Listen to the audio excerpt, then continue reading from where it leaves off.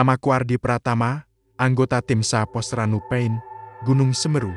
Tanggal 12 Agustus tahun 2018, pagi itu terasa begitu biasa, bahkan terlalu biasa untuk ukuran gunung yang sering disebut para pendaki sebagai tempat bersemayamnya kisah-kisah tak terlihat. Kabut tipis masih menggantung di antara pepohonan pinus ketika aku menyesap kopi hangat di depan pos. Suara burung dan langkah para pendaki yang baru tiba terdengar menyatu dengan angin dingin Semeru. Hari itu, kami menerima satu rombongan pendaki dari Malang. Jumlahnya 5 orang. Salah satu dari mereka, seorang pria bernama Rizky Ananta, tampak lebih banyak diam. Tatapannya sering terarah ke puncak Mahameru, seolah ada sesuatu yang menunggunya di sana. Aku sempat menyapanya. Pertama kali ke Semeru, tanyaku. Ia tersenyum tipis. Bukan, tapi rasanya selalu seperti pertama kali, jawabnya aneh. Aku tidak terlalu memikirkannya saat itu. Gunung ini memang sering membuat orang merasa kecil. Cuaca sangat bersahabat. Tidak ada tanda-tanda hujan, angin pun tenang. Semua terasa terkendali. Para pendaki tertawa, berfoto, dan bercanda. Aku dan tim hanya mengawasi dari kejauhan, memastikan semuanya berjalan sesuai prosedur. Tak ada yang tahu, di balik ketenangan itu, Semeru sedang menyimpan sebuah cerita yang tak pernah tertulis di peta. Dan aku akan menjadi bagian dari kisah yang tidak akan pernah bisa kulupakan. Perasaan itu muncul begitu saja, seperti ada sesuatu yang menekan dadaku ketika aku kembali menatap puncak Semeru dari depan pos. Angin tiba-tiba berembus lebih dingin dari biasanya, seolah membawa pesan yang tidak terdengar.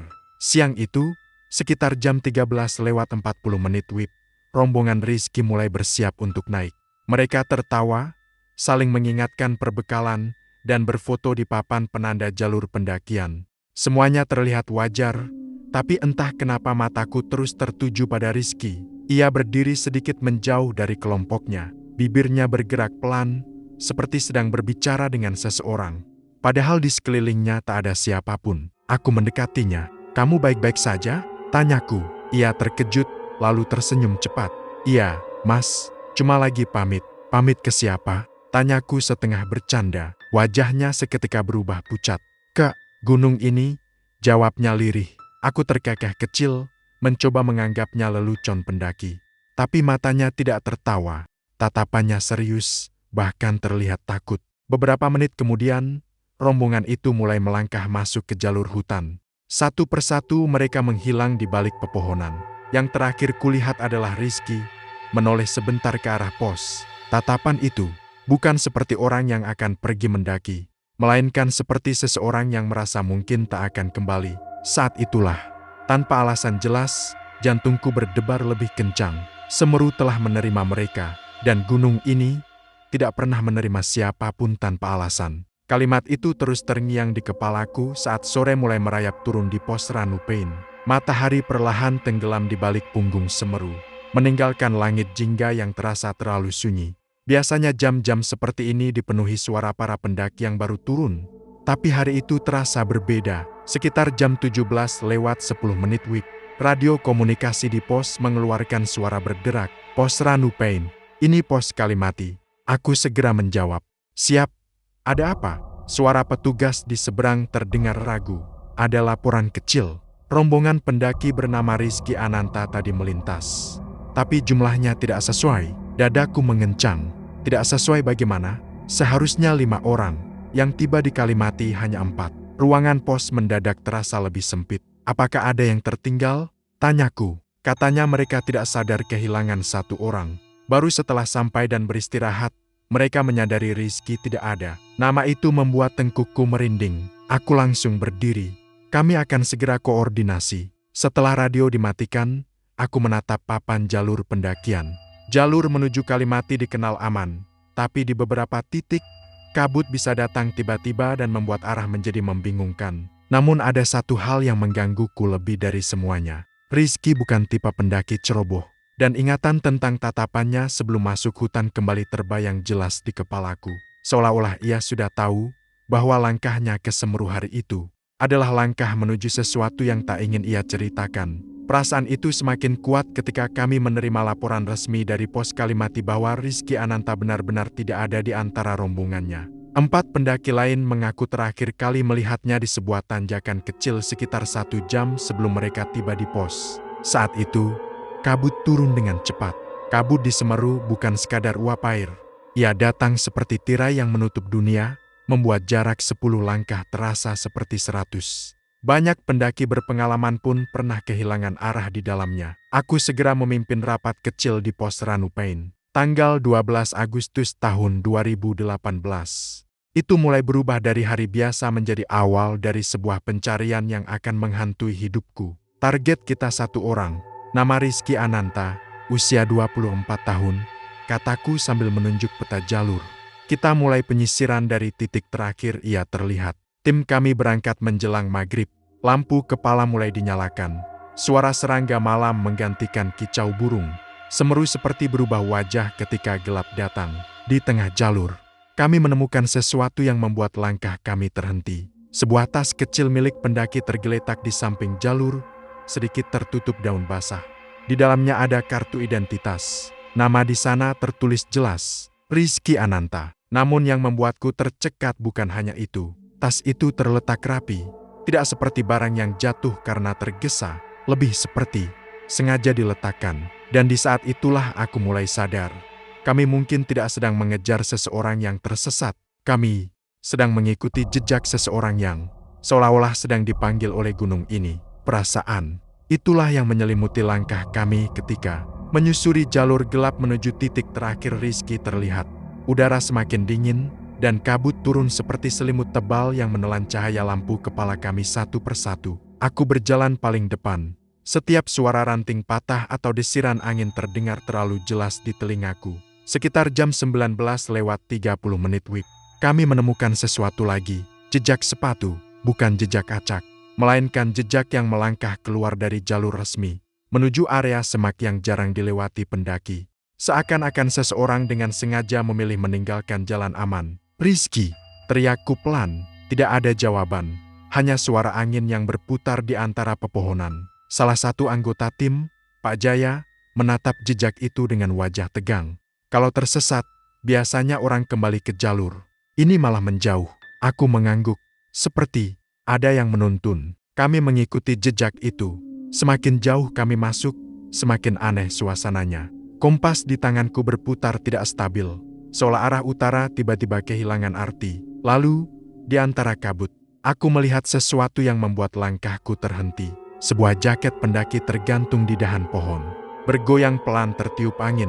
Itu jaket yang sama seperti yang dikenakan Rizky saat berangkat dari pos. Namun tidak ada siapapun di sekitarnya. Seakan-akan ia menghilang, tepat di bawah jaket itu. Dan di saat itu, aku sadar, pencarian ini tidak lagi sekadar mencari orang hilang. Kami sedang menyusuri sebuah cerita yang tidak ingin dilihat manusia. Itulah perasaan yang menghantamku ketika kami berdiri di bawah jaket Rizky yang masih tergantung di dahan pohon. Angin membuat kainnya bergerak pelan, seperti melambai pada kami agar mendekat, tapi juga seolah memperingatkan agar tidak melangkah lebih jauh.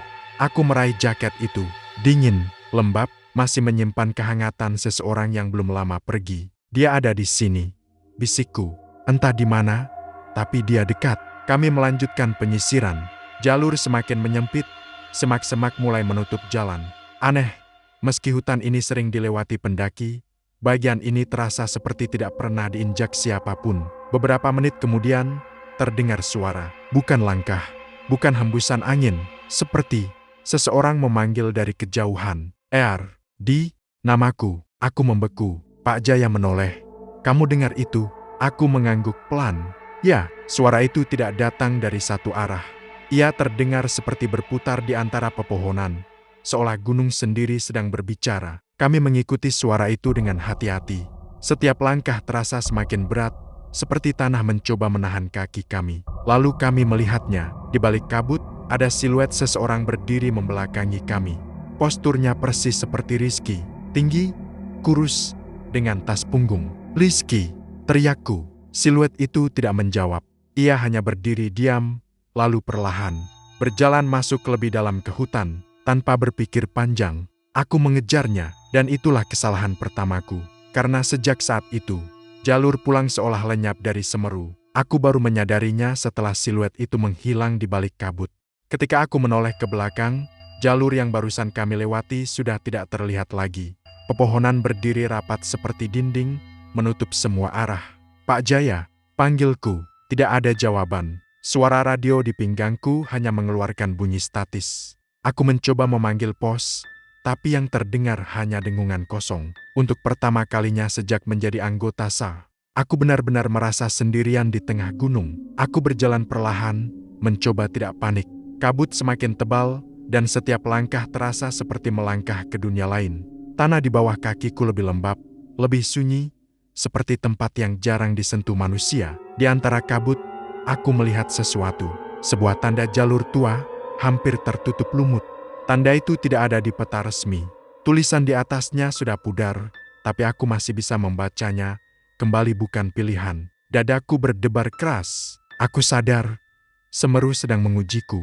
Dan satu-satunya cara keluar adalah dengan menemukan Rizky. Entah dalam keadaan apapun, dengan napas gemetar, aku melangkah lebih dalam ke wilayah yang tidak pernah tercatat oleh siapapun. Langkah kakiku terasa semakin berat, seolah tanah Semeru mencoba menahan setiap gerakanku. Kabut berubah menjadi tirai putih yang memantulkan cahaya lampu kepalaku, membuat dunia tampak seperti lorong tanpa ujung. Di tengah keheningan itu, aku mendengar sesuatu. Suara, tertawa pelan, bukan tawa mengejek, melainkan tawa yang terdengar getir, seperti seseorang yang sedang menahan rasa takut. "Rizky," panggilku lagi. Dari balik kabut, muncul bayangan samar. Kali ini bukan siluet utuh, melainkan pantulan wajah di antara pepohonan, seperti bayangan di air. Wajah itu adalah Rizky, dengan tatapan kosong yang membuat tengkukku merinding. "Kenapa kamu kesini?" Suaraku bergetar. Bayangan itu bergerak mendekat, lalu berhenti hanya beberapa langkah dariku. "Aku cuma ingin menepati janji," katanya pelan. "Janji apa?" "Janji pada gunung ini." Udara di sekitarku terasa semakin dingin. "Aku datang ke Semeru 3 tahun lalu," lanjutnya. "Saat itu aku tersesat. Gunung ini menolongku. Tapi setiap pertolongan punya harga. Aku mulai mengerti bahwa yang kuhadapi bukan sekadar pendaki yang hilang. Kamu tidak harus kembali," kataku. "Masih ada jalan pulang." Rizky tersenyum sedih. "Tidak untuk orang yang sudah dipilih." Bayangannya perlahan memudar, menyisakan jejak langkah yang kembali menuju kabut. Dan aku tahu, jika aku ingin keluar dari tempat ini, aku harus mengikuti jejak itu dan menghadapi janji yang telah mengikat Rizky dengan Semeru. Aku mengikuti jejak samar itu melewati pepohonan yang semakin rapat. Kabut mulai menipis, digantikan oleh suasana yang terasa lebih sunyi, seolah dunia di sekitarku sedang menahan napas. Di sebuah tanah lapang kecil, aku melihat sesuatu yang membuat langkahku terhenti. Sebuah lingkaran batu tersusun rapi di tanah. Di tengahnya, ada bekas api lama dan beberapa potong kain yang sudah pudar. Tempat itu tidak seperti perkemahan biasa. Ia terasa seperti lokasi yang memiliki makna lebih dalam. Dan di sana, Rizky berdiri, bukan sebagai bayangan. Ia tampak nyata, wajahnya pucat, matanya berkaca-kaca, tapi tubuhnya berdiri tegak seolah menunggu sesuatu. "Kamu datang," katanya lirih. "Aku tidak akan meninggalkanmu di sini," jawabku tegas. "Apapun yang terjadi." Rizky menggeleng pelan. "Gunung ini menyelamatkanku dulu. Aku berjanji akan kembali jika suatu hari ia memanggil. Sekarang, panggilan itu datang. Tidak ada gunung yang berhak mengambil manusia," kataku. Ia menatapku dengan senyum lemah. "Semeru tidak mengambil, ia hanya menagih." Tiba-tiba, angin berputar di sekitar lingkaran batu, membuat dedaunan beterbangan. Suara samar seperti bisikan muncul dari segala arah. Rizky memejamkan mata. "Kalau aku tidak memenuhi janji ini, orang lain yang akan menggantikanku." Aku mengerti maksudnya. Gunung ini tidak mencari satu orang.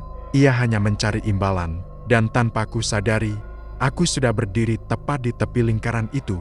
Tanah di bawah kakiku terasa hangat, berbeda dengan dinginnya udara di sekeliling. Lingkaran batu itu seperti batas antara dua dunia, satu tempat manusia masih punya pilihan, dan satu lagi tempat di mana semua sudah ditentukan. "Ardi," suara Rizky terdengar lemah. "Pergilah, jangan sampai gunung memilihmu." Aku menggeleng keras. "Tidak, tugasku membawa semua orang pulang." Bisikan di udara semakin jelas, seperti suara banyak orang yang berbicara bersamaan. Aku tidak bisa memahami kata-katanya, tapi maknanya terasa Semeru sedang menunggu keputusan. Ada satu cara, kata Rizky pelan. Seseorang harus menggantikanku di sini. Kalau itu terjadi, aku akan dilepaskan. Aku menatapnya, jantungku berdetak tak karuan.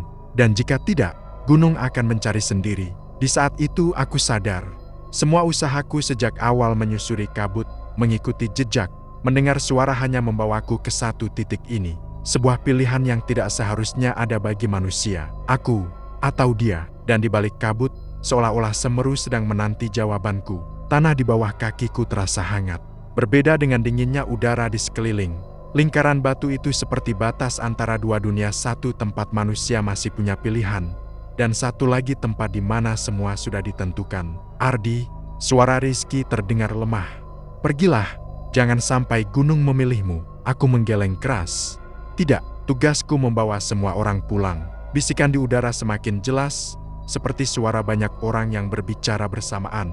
Aku tidak bisa memahami kata-katanya, tapi maknanya terasa Semeru sedang menunggu keputusan. Ada satu cara, kata Rizky pelan. Seseorang harus menggantikanku di sini. Kalau itu terjadi, aku akan dilepaskan. Aku menatapnya, jantungku berdetak tak karuan.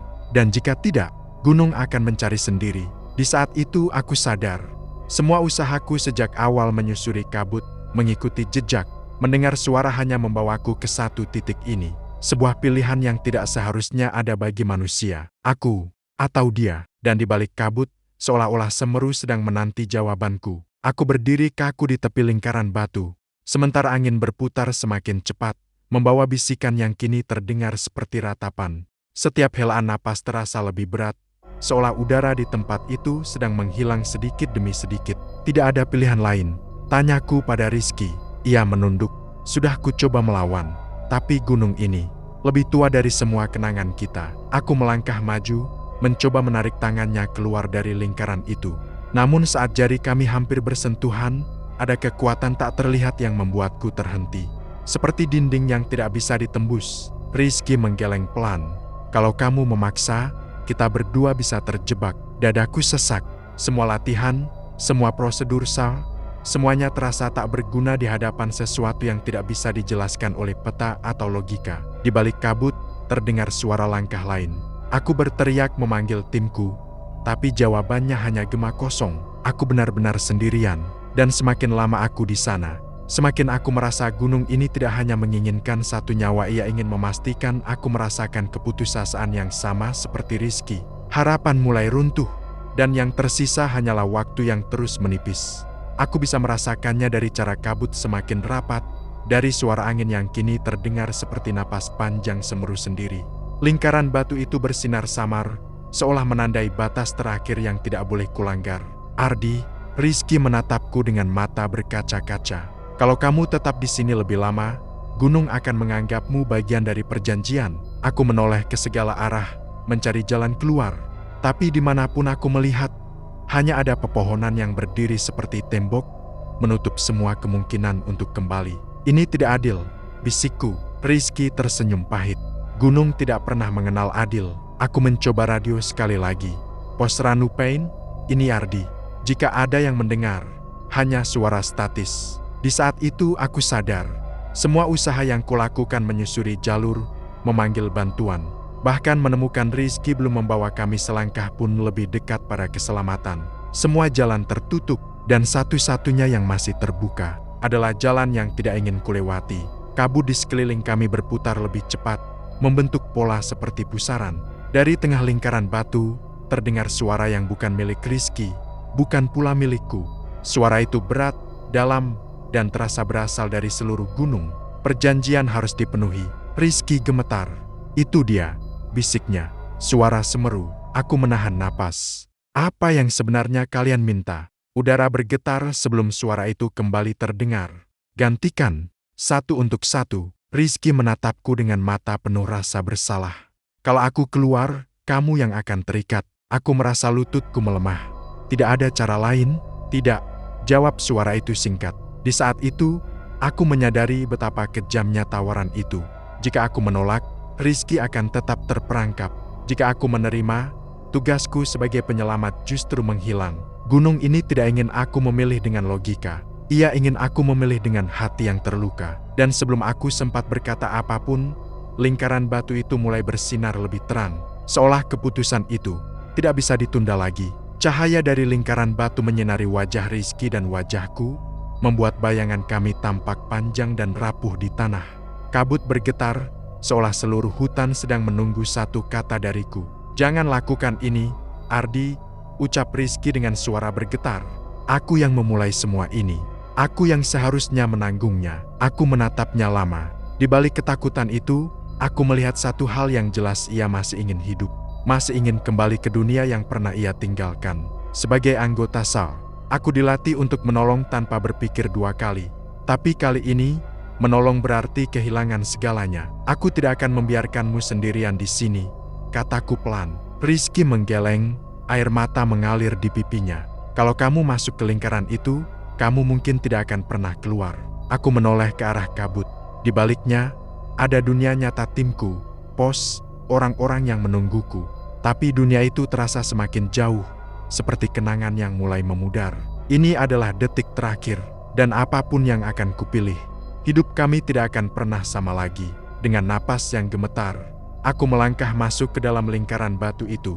Tanah di bawah kakiku bergetar halus, seperti merespons kehadiranku. Cahaya di sekeliling kami meredup, lalu kembali menyala dengan warna keemasan lembut. Rizky berteriak, "Ardi, jangan!" Namun aku tetap berdiri di sana. "Bawa dia pulang," ucapku pada suara semeru. "Biarkan aku yang menanggung perjanjian ini." Kabut berputar semakin kencang. Suara itu terdengar sekali lagi, lebih dekat dari sebelumnya. Kesepakatan diterima. Rizky tiba-tiba terdorong keluar dari lingkaran, jatuh berlutut di tanah. Wajahnya berubah, bukan lagi pucat dan kosong, melainkan penuh keterkejutan, seperti seseorang yang baru terbangun dari mimpi panjang. Aku bisa bergerak," katanya terisak. Aku tersenyum tipis, meski jantungku berdebar tak karuan. "Pergilah, temukan jalur dan kembali ke pos." Sementara itu, cahaya di sekelilingku mulai menyelimuti tubuhku seperti selimut hangat. Bukan rasa sakit yang kurasakan, melainkan kelelahan yang sangat dalam, seperti tertidur setelah perjalanan panjang. Namun di tengah itu semua, aku masih berharap. Semoga pengorbananku tidak sia-sia. Itulah satu-satunya doa yang terlintas di benakku ketika cahaya di dalam lingkaran batu mulai memudar. Tubuhku terasa ringan, seolah aku tidak lagi sepenuhnya berada di tanah Semeru. Di kejauhan, aku melihat Rizky berlari, menjauh dari tempat itu. Semakin lama semakin jelas wujudnya di balik kabut. Namun tiba-tiba, sesuatu berubah. Kabut yang tadinya bergerak liar kini perlahan surut. Angin mereda. Lingkaran batu di sekitarku mulai kehilangan cahayanya. Satu persatu batu kembali tampak seperti batu biasa. Suara Semeru tidak lagi terdengar. Aku terhuyung, hampir terjatuh. Rasanya seperti ikatan yang tadi menahanku mulai melemah. "Ardi," terdengar suara lain. Suara yang sangat ku kenal. "Pak Jaya." Dari balik pepohonan, beberapa anggota tim SAR muncul. Wajah mereka penuh keterkejutan saat melihatku berdiri di tengah lingkaran batu. "Kami akhirnya menemukanmu," katanya terengah.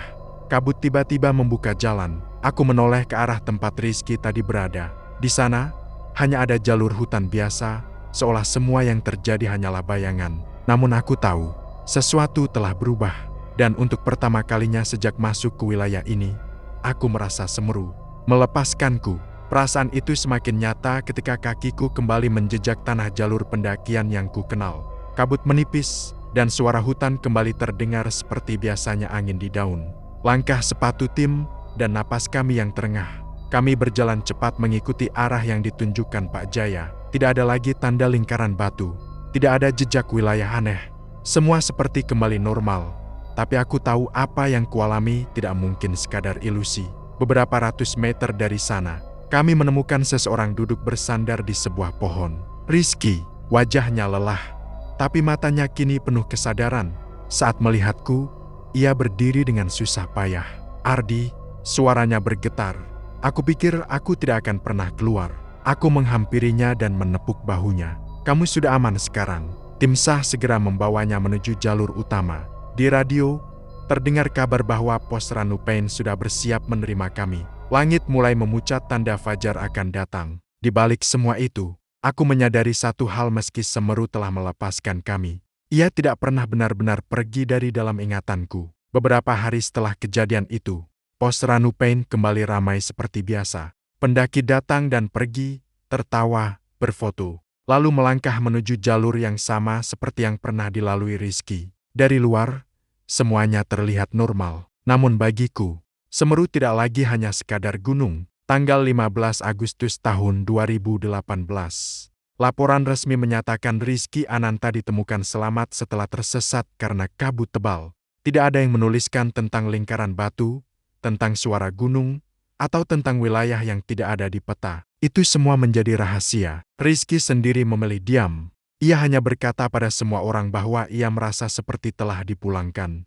Tapi setiap kali matanya bertemu mataku, aku tahu ia mengingat hal yang sama sepertiku. Di antara sesama petugas SAR, mulai muncul bisik-bisik tentang jalur yang menghilang, tentang pendaki yang mendengar namanya dipanggil, tentang Semeru yang sesekali menuntut sesuatu. Dan tanpa kami sadari, kisah itu mulai menyebar, menjadi legenda yang beredar di antara pendaki tentang seorang yang hampir tidak kembali, dan seorang anggota SAR yang pernah berjalan ke wilayah yang tidak seharusnya diinjak manusia. Orang itu adalah aku. Setiap kali aku kembali bertugas di Semeru, selalu ada perasaan aneh yang tidak bisa kujelaskan. Jalur yang dulu kulalui terasa sama, tapi di beberapa titik, langkah kakiku seolah teringat pada sesuatu yang tidak terlihat. Rizky sesekali mengirim kabar. Ia sudah kembali ke kehidupannya.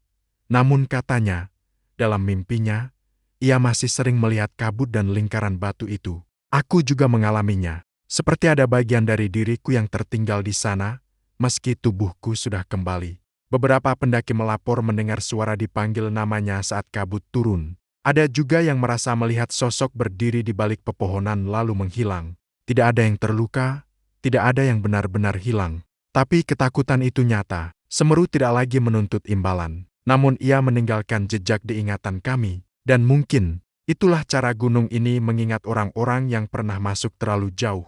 Kini, setiap kali aku menatap puncak Semeru dari pos Ranupain, aku tidak lagi melihatnya hanya sebagai tumpukan batu dan tanah. Aku melihatnya sebagai sesuatu yang hidup, sesuatu yang harus dihormati, bukan ditantang. Rizky selamat.